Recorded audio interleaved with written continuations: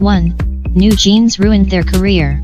As much as I like their music and as much as I strongly believe that they could have been as big as Blackpink eventually, NewJeans have successfully and irreversibly ruined their career in 2024 by opposing HYBE the way they did. I don't care if they are young 20-somethings or if Minheejin is the evil puppet master here or if their parents misled them into thinking that they should follow Minheejin. The girls are certainly old enough to understand their contractual obligations and the situation they were in, and HYBE will definitely not forgive them for acting out against them the way they did publicly. But let's just say that they will miraculously win against HYBE in court and get to leave them along with Minheejin. Then what? No other company will sign these girls along with their alleged imminent $400 million debt. And although it all is a big shame mainly because of their wonderful and immaculate discography, I also believe that whatever negative outcome they're gonna face will really serve them right. After all, being ignored in the hallway by a CEO is, and should never be enough of a reason to terminate something like a multi-million-dollar contract. These girls and Minheejin have ungrateful money-hungry brats written all over their foreheads, and they are the official prime example for how blind greed will backfire in your face big time. 2. Sserafim will remain popular despite the HYBE fiasco and lackluster vocals.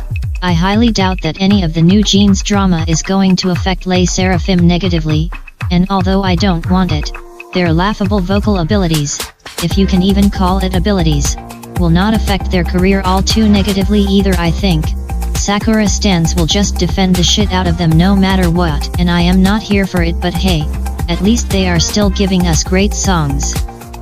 3. One of the Stray Kids or Ateez members will leave their group and company. Take this with a grain of salt, as this is just an opinion and not a fact by any means.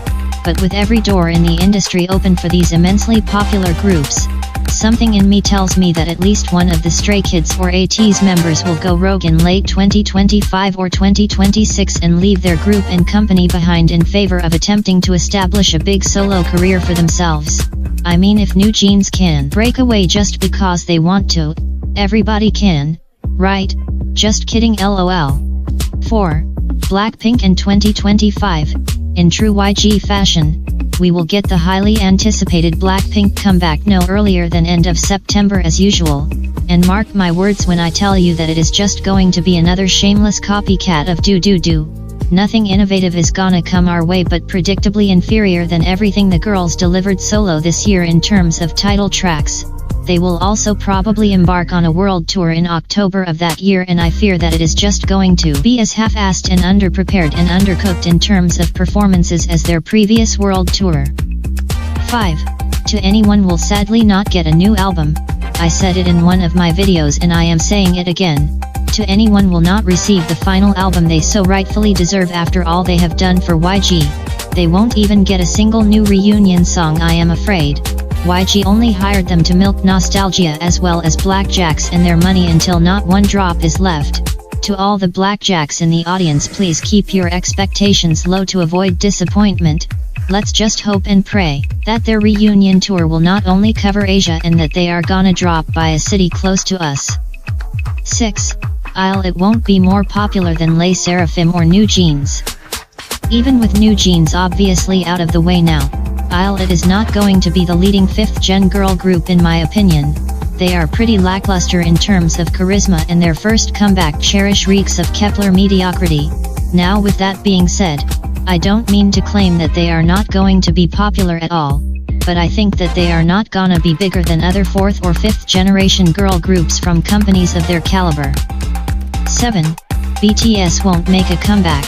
Unless BTS are willing to work overtimes non-stop and are secretly making new music as we speak behind closed doors, which is unlikely because the boys deserve some rest on their military weekends after they already upped the K-pop game tenfold globally in the past years. I don't think that we are going to get a BTS comeback in 2025. I predict that it is going to be May or June 2026. Why? Summer opening time frames, when everybody is out and about and at the clubs or at gatherings, are always great times for comebacks, unless these comebacks feature a theme that fits a specific time of the year better. 8. Aespa will become the world's biggest girl group. If SM and their producers repeat and perhaps even amplify their plans and what they created for Aespa this year, I have a strong feeling that they are going to outshine every other girl group next year by a landslide, even Blackpink. Why? With YG taking way too much time between Blackpink comebacks, with more competition in the K-pop scene than ever, with many fans abandoning the community entirely, and with another blatantly obvious do copycat comeback on the horizon, I have this itchy feeling that a lot of K-pop fans have lost their interest in Blackpink and that it is going to show throughout their next comeback in 2025. I mean, I could definitely be wrong, but waiting 3 years for the biggest girl group of the planet to return may has finally buried the anticipation and the will to support them 6 feet under. 9. ITZY are said to renew their contracts, but I am an ITZY fan from day one, and I was sadly once again disappointed big times by their latest comeback Gold. It is messy, unimportant and uninteresting. Like, honestly, who in their right mind asked for this track? Anyways, enough of the slandering. This is my final advice to JYP. ITZY are such a powerhouse when it comes to their charisma, and they were arguably the most hyped during their more electronic sounding debut era. If ITZY can't give their fans and the world more straightforward and clean electronic comebacks with strong visions due to incompetent producers and management, I am afraid that even less people will tune in for them anymore. After all, their group name is ITZY, not Messy. But messy is all we have been getting both visually and musically since the sneakers disaster in 1948. 10. NMIXX will probably fade into obscurity, and I don't want it. It's really amusing how NMIXX, despite their concepts all over the place premise, do a better job at making exaggerated visuals interesting and staying true to a musical identity than ITZY. But sadly they have yet to receive a mega hit beloved by quote-unquote everybody. Now hear me out. I know that they have a solid fan base. Many of us netizens, including me, enjoy their innovative and exciting music. Their title track, Love Me Like This, was very popular indeed and catapulted them into the right way. But the producers of NMIXX have yet to crank out a mega hit for them, such as half of Twice title tracks, or Wannabe by ITZY for example. After all, the K-pop community has been very patient with NMIXX. But I feel that this patience is going to run out completely by the end of 2025, especially with their latest title track, See That, being the unimportant shadow of Dash. I predict that NMIXX is going to be unable to fill large world tour halls in the future, let alone survive their 7 years mark if they don't get a smash hit soon. 11. I predict that JYP's new boy group, and no, I am not talking about the joke that is NMIXX and their quote-unquote music here, but Kickflip, who are going to debut on the first day of next year, could become the leading boy group of the 5th generation of K-pop in my opinion. Their name alone screams charisma and star power, and I can literally not wait for what they have in store for us. Let's just pray that their producers do them right.